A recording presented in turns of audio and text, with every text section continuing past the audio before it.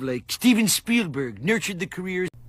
Steven Spielberg, arguably the greatest director of all time. From 1975 to 1998, well, I mean, Jaws, Close Encounters of the Third Kind, Raiders of the Lost Ark, E.T., Indiana Jones and the Temple of Doom, The Color Purple, Empire of the Sun, Indiana Jones and the Last Crusade, Hook, Jurassic Park, Schindler's List, Amistad, and Saving Private Ryan. Wow. I mean, seriously, wow. What a list. But, you know, I mean, Steven's kind of getting up there a little bit. And, you know, his last few movies like The Fabelmans, West Side Story, The Post, Ready Player One, I mean, they're okay, but, you know, starting to see a few cracks in the armor. Now, this past weekend gave us the release of the newest film directed by Steven Spielberg. That film is called Disclosure Day. So what do we have here? Where's Disclosure Day rank? Is this, you know, movie we'll look back on and say, yeah, that is one of King's great movies, or is this something we'll either forget or look back on and say, oh, yeah, that's a bit of a misstep? Well, before we answer that, let's talk a little bit about the plot for the film Disclosure Day. Let's talk.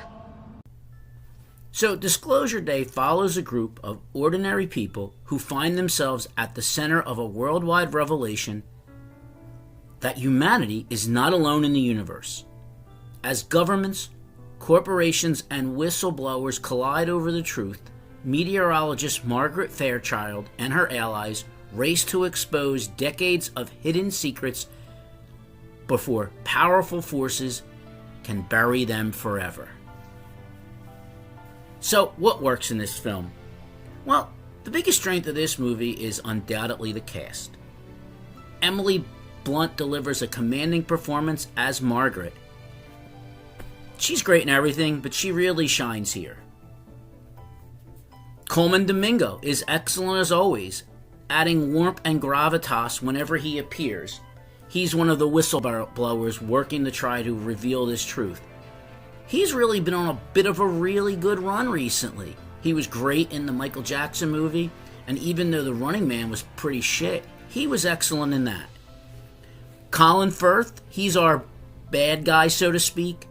He manages to make even the film's weaker dialogue sound convincing. Meanwhile, Josh O'Connor, he plays one of the good guys too.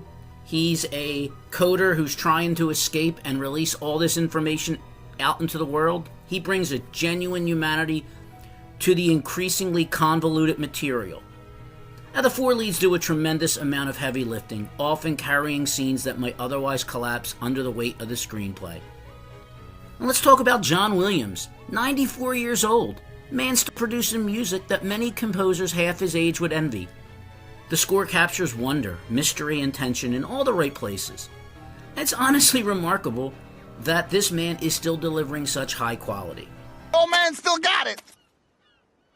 The film is also competently directed by Spielberg. Even when the story falters, his craftsmanship remains evident. There are several action scenes that, unfortunately, you saw in the trailer. I think they would have been better if we didn't. They're really edge-of-your-seat stuff. What doesn't work in this film, however, is, unfortunately, a lot. The pacing. At nearly 2.5 hours long, the runtime feels excessive, and large stretches of the film drag badly. There are scenes packed with exposition that seem determined to explain everything while they're still going on. The story itself, too, it's frustratingly inconsistent. Sometimes it's intriguing, sometimes it's dull, and occasionally it's so illogical that it feels like entire pages of the screenplay may have been abducted by aliens before filming. And there are so many scenes where I was just sitting back and saying, why are they doing that? That makes no sense. And then there's the ending. Now, Spielberg clearly wanted something mysterious and thought-provoking, but the finale lands with a thud rather than a revelation. Instead of delivering satisfying answers, the film chooses ambiguity upon ambiguity, leaving viewers with less a sense of wonder and more a feeling of, wait, that's it? The final moment feels like the movie is setting up a profound statement, but ultimately forgets to finish the sentence. And to me, the biggest problem is this. This movie feels dated. Like, it's trying to set up, oh my goodness, the world will stop and everything will be completely different if it's revealed that aliens actually existed. Well, maybe in the 90s, but I feel like nowadays, like, people either wouldn't care or be like, yeah, I kind of thought that anyway. And to imply that finding out that aliens were real would, profoundly change the history of the Earth moving forward, well, I mean, yeah, if I found that out tomorrow, I'd be like, oh, cool, I kind of thought that, but you know what, I gotta go to bed because I gotta get up to work tomorrow. So, overall, Disclosure Day is a technically impressive science fiction drama elevated by strong performances, a terrific John Williams score, and Spielberg's steady, competent direction. But its bloated runtime, uneven storytelling, and deeply unsatisfying ending keep it from reaching the heights of the filmmaker's best work.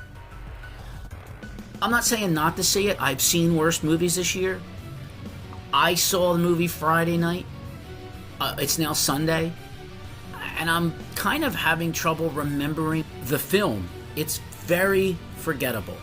It's not offensively bad, but it's also not really good. So don't be surprised if you see it, and by the end, the biggest mystery isn't the aliens, it's how much a movie with this much talent ended up feeling this muddled. Disappointing. Well, that's all I have for you this week. Tune in next week where I give you my thoughts and my feelings on whatever I've seen.